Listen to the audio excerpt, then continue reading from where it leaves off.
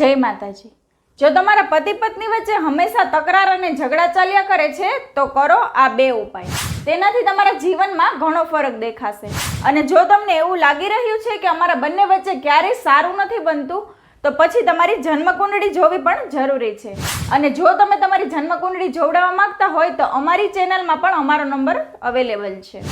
જો તમે પતિ પત્ની વચ્ચે ઝઘડા ચાલ્યા કરે છે તો માનસિક ટેન્શન વધે છે અને લક્ષ્મીજી પણ નારાજ થઈ જાય છે।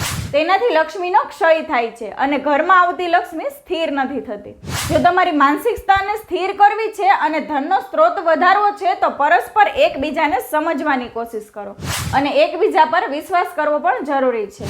તો આ બે ઉપાય જરૂરથી કરો, તેનાથી તેનું ફળ પણ સારું દેખાશે। તો આ બે ઉપાય કરો, જે રોજે સૂવાની જગ્યાએ થોડું કપૂર ઓશિકા નીચે રાખીને સૂવો અને સવારે જ્યારે ઉઠો ત્યારે એ કપૂરને સળગાવી દેવાનું છે। અને બીજું છે, પતિ પત્નીને ખોટી દિશામાં સૂવાથી પણ વ્યવહાર બગડી શકે છે, તો આ વાતનું પણ ખાસ ધ્યાન રાખવું જરૂરી છે।